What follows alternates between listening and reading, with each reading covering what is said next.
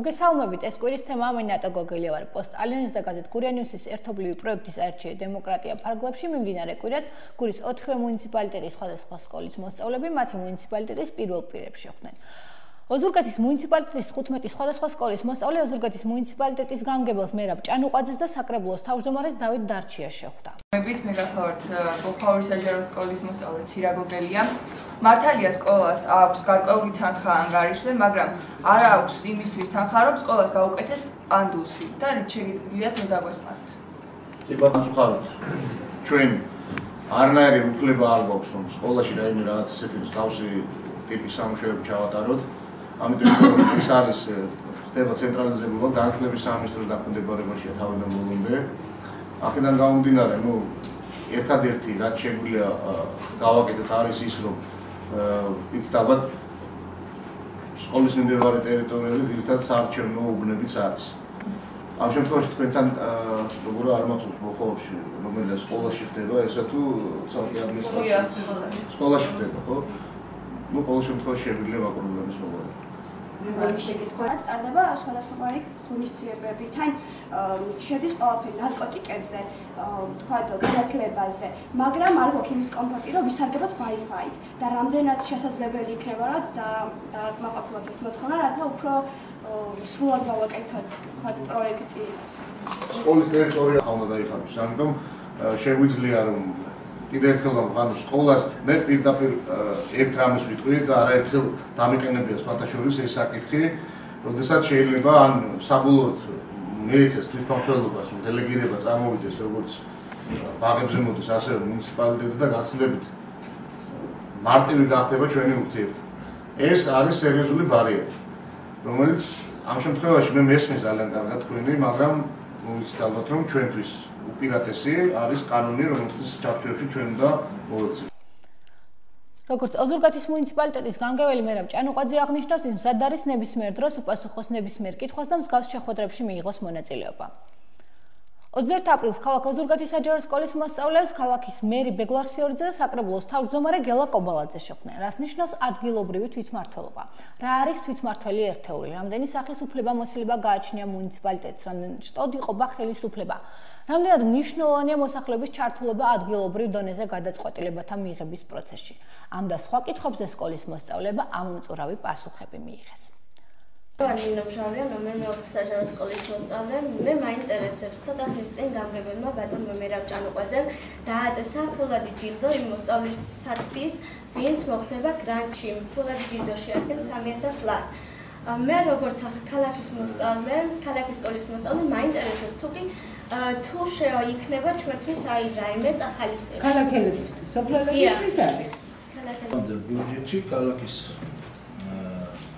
საკრებულოში საკითხი არის შედარებული და ასე რომ ქალაქის მოსწავლეები აღნიშნულ 3000 ლარს ჯერჯერ. კიდე საჯარო სკოლის მოსწავლე. Ai მაინტერესებს სკოლის თვითმმართველობის წევრი ვარ მე პირადად. რამდენად ითვალისწინებს მერია სკოლის თვითმმართველობის მიღებულ გადაწყვეტილებას ხოლმე? რამდენად რეალურია მისი განხორციელება? ანუ ყურადღებას თუ აქცევთ და ისეთი უხეში ნათქვამია. თუ იღებთ ამას თქვენი საქმეთა რიგში, ასე ვთქვათ.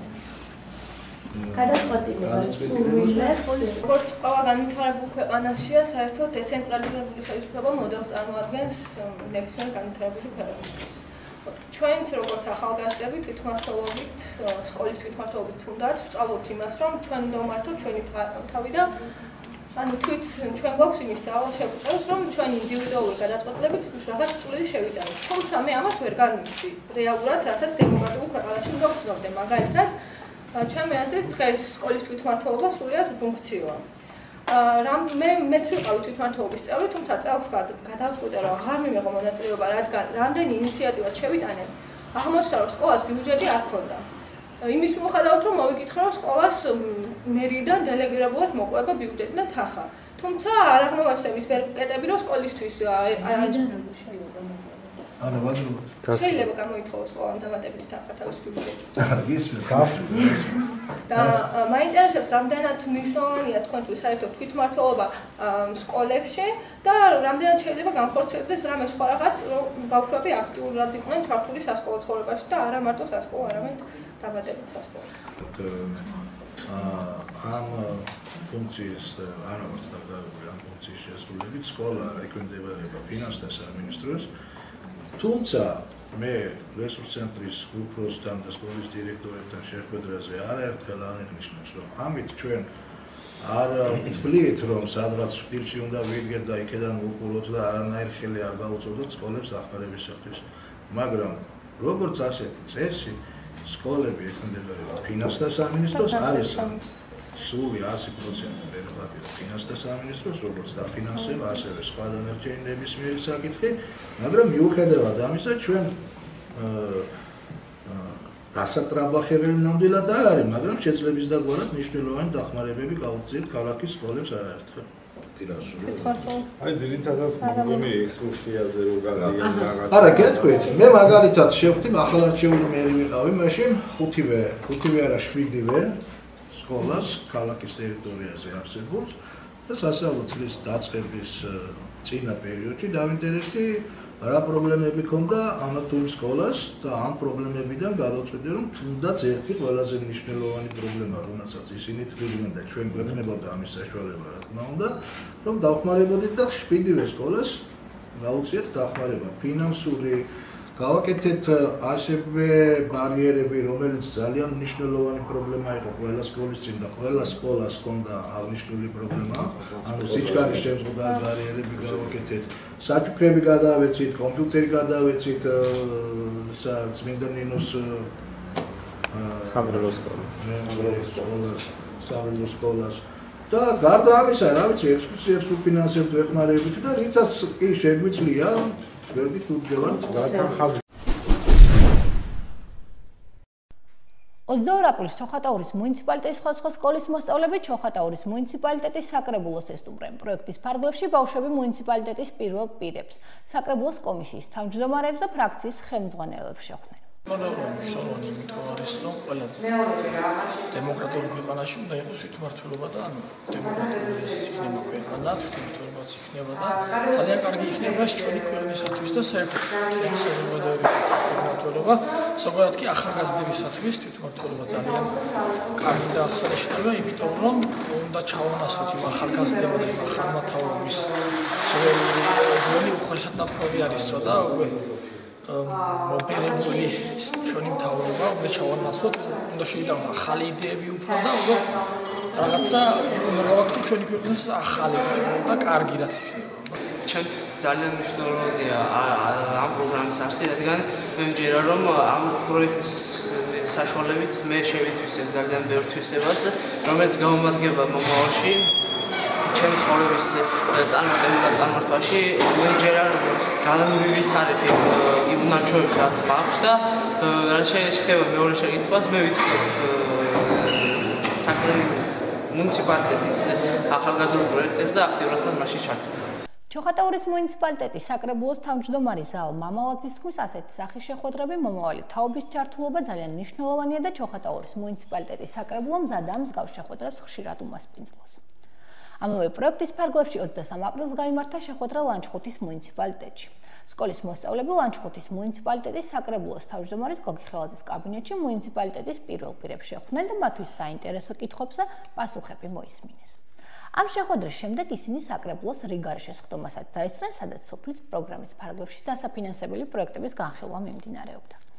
დეპუტატებმა ბავშვებს მოუწოდეს, რომ სხვა ხდომებსაც დაესწრონ და ადგილობრივი თვითმმართველობის ცხოვრებაში უფრო აქტიურად ჩაერთონ. აღსანიშნავია, რომ საკრებულოს თავმჯდომარის ინიციატივით პროექტის მონაწილე მოსწავლეები 24 აპრილს საკრებულოს სოციალურ საკითხთა კომისიის გასვლის ხდომასაც დაესწრნენ და 30 აპრილს საკრებულოს ხდომაზეც მივლენ.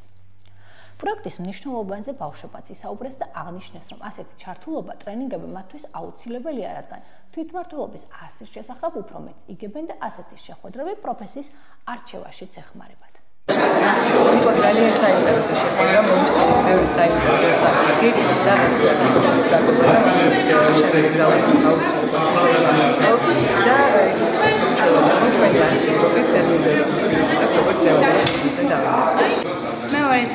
წელს სასულიერო გიმნაზიის მეთე კლასში. ძალიან ბედნიერი ვარ დღევანდელი დღით, უნდა ვახიარო რომ ამ საკითხებში სრულად გაურკვეველი ვიყავი და მოხარული ვარ რომ მასი დაწვით გამაცნეს რა ხდებოდა შიგნით და ბედნიერი ვიქნები თუ ასეთი დღეები კიდევ იქნება და უფრო აქტიურად ჩავყავენ ამ პროექტში. 24 აპრილს პროექტის შემაჯამებელი პრეზენტაცია ჩოხატაურის ოფისში გაიმართა. პროექტის დირექტორმა ია მამალაძემ პრეზენტაციაზე მოსულ სტუმრებს გაწეული სამუშაოს ანგარიში ჩააბარა და მსგავსი პროექტის მნიშვნელობაზე ესაუბრა. მსგავსი პროექტის აუცილებლობაზე ისაუბრეს სტუმრებმაც, პროექტის ფარგლებში მომზადებული გადაცემის რესპონდენტებმაც. სტუმრებს საშუალება ჰქონდათ პროექტის ფარგლებში მომზადებული საგაზეთო ჩანართები, ფოტოები და ვიდეორგოლები კიდევ ერთხელ ენახათ. პოსტ ალიონის და გაზეთ გურია ნიუსის ერთობლივი პროექტი აირჩია დემოკრატია საარჩევნო სისტემების განვითარების რეფორმებისა და სწავლების ცენტრის მხარდაჭერით განხორციელდა. პროექტის ფარგლებში გაკეთდა სატელევიზიო გადაცემები, რომლებიც ჩვენს მაყურებელს ცხელი დებატებით საინტერესო ამბები და ექსკლუზივები დაამახსოვრდა.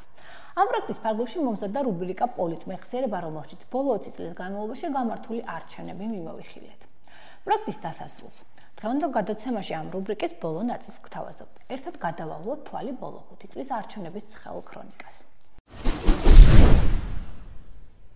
2010 წლის 30 მაისის ადგილობრივი თვითმმართველობის ორგანოს საკრებულოს და ქალაქ თბილისის მერის არჩევნებში 17 პარტია მონაწილეობდა. ამ მრჩეველთა საერთო რაოდენობა 3,554,770 ადამიანი იყო. აქედან არჩევნებში მონაწილეობა 1,740,652 მამორჩეველმა მიიღო. პოლიტიკურ პარტიებს შორის მანდატების უმრავლესობა ნაციონალურ მოძრაობამ იყო. მეორე ადგილზე ქრისტიან დემოკრატები გავიდნენ. ადგილობრივი თვითმმართველობის არჩევნებში ნაციონალურ მოძრაობამ გურიის მასშტაბით ხმების ყველაზე დიდი რაოდენობა ჩოხატაურში მიიღო. 70%-ზე მეტი.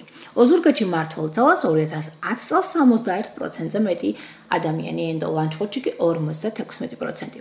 2012 წლის საპარლამენტო არჩევნები ბოლო 20 წლის განმავლობაში შეიძლება ითქვას, რომ ყველაზე დაძაბული იყო. ერთმანეთს ორი პოლიტიკური ძალა კოალიცია ქართული ოცნება და ნაციონალური მოძრაობა დაუპირისპირდნენ.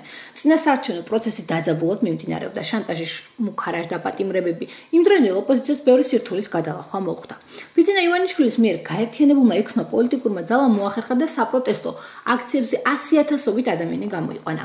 ასე იყო ოზურგეთში, სადაც ამორჩეულს ჯერ იმდროინდელი პრეზიდენტი მიხეილ სააკაშვილი, შემდეგ კი ივანიშვილი და მისი გუნდი შეხვდა. მიუხედავად სახელმწიფო რესურსის აქტიური გამოყენებისა, ქართული ოცნების აქციაზე ძალიან ბევრი გურული მივიდა. იმაზე მეტი, ვიდრე სააკაშვილთან შესახვედრად. ამ რეალობის ფონზე არჩევნების ბოლო წუთამდე მმართველი ძალის მხრიდან არ შეწყვეტილა გამოცხადებული შანტაჟის ქრონიკა. არჩევნების წინა დღეს ათეულობით ადამიანი პოლიციის აჩიც კი დაიბარეს გამოგონილი ბრალდებებით. იყო ბევრი მცდელობა, რომ მედიას ფაქტების გაშუქება ვერ მოეხერხებინა, თუმცა გურია ნიუსმა შეძლო მთელ საქართველოს გააგებინა რა ხდებოდა რეგიონში, როგორ აშანტაჟებდნენ, როგორ აკავებდნენ ადამიანებს, როგორ იყენებდნენ ადმინისტრაციულ რესურსს, რომელშიც რიგითი საჯარო მოხელიდან დაწყებული პოლიციელი დამთავრებული ყველა აქტიურად იყო ჩართული. მიუხედავად ამ სიტუაციისა, არჩევნები ქართულმა ოცნებამ მაინც მოიგო. გურიაში კოალიციამ საქართველოს მასშტაბით ყველაზე დიდი მხარდაჭერა მიიღო. ჩოხატაურის მაჟორიტარი დეპუტატი თემურ ჭკუაცელი გახდა. ლანჩხუთში თემურ ჩხაიძეს ენდნენ, ოზურგეთში კი ზვიად კვაჭანტირაძეს. 2013 წელს ეგრეთ წოდებული კოჰაბიტაციის პერიოდში კი საპრეზიდენტო არჩევნები ჩატარდა. ბიძინა ივანიშვილის რჩეულმა კანდიდატმა გიორგი მარგველაშვილმა საზოგადოების ნდობა მოიპოვა და ქვეყნის პირველი პირი გახდა. 2014 წელს ადგილობრივი თვითმმართველობის არჩევნები ჩატარდა, რომელშიც გამარჯვება ისევ ქართულმა ოცნებამ მოიპოვა, თუმცა პრობლემების გარეშე ამ არჩევნებს არ ჩაუვლია. გაყალბების მცდელობებს ჰქონდა ადგილი დაბა ჩოხატაურის საარჩევნო უბანზე, თანაც რამდენჯერმე. ამ არჩევნებში გურიაში ქართულ ოცნებას საკმაოდ გაუჭირდა, რამდენიმე საარჩევნო უბანში დამოუკიდებელმა კანდიდატებმა გაიმარჯვეს გამარჯვება სხვადასხვა პოლიტიკური პარტიების კანდიდატებმაც მოიპოვეს, მათ შორის ნაციონალური მოძრაობის წარმომადგენლებმაც. ოზურგეთის მუნიციპალიტეტის გამგებელი მერაბ ჭანუყვაძე გახდა, ჩოხატაურის მუნიციპალიტეტის გამგებლად ირაკლი კუჭავა აირჩიეს. ლანჩხუთში გამგებლის ასარჩევად მეორე ტური ჩატარდა, სადაც ზაზა ურუშაძემ გაიმარჯვა. მეორე ტური გაიმართა ქალაქ ოზურგეთშიც და ქალაქის მერი ბეგლარ სტიორიძე გახდა. საერთოდ ჯამში 2014 წლის ადგილობრივი თვითმმართველობის არჩევნებში ქართულმა ოცნებამ ხმების უმრავლესობა მიიღო. მოსახლეობის მხარდაჭერით მეორე ადგილზე ნაციონალური მოძრაობა გავიდა. აი ასეთი იყო პოსტ ალიონის და გაზეთ გურია ნიუსის ერთობლივი პროექტის აირჩია დემოკრატიის ფარგლებში მომზადებული ბოლო გადაცემა, რომელიც ყოველ პარასკევს გადიოდა ეთერში კვირის ყველაზე მნიშვნელოვანი და საინტერესო ამბებით. ჩვენ ერთმანეთს მომავალ პარასკევს შევხვდებით, კარგად ბრძანდებოდეთ.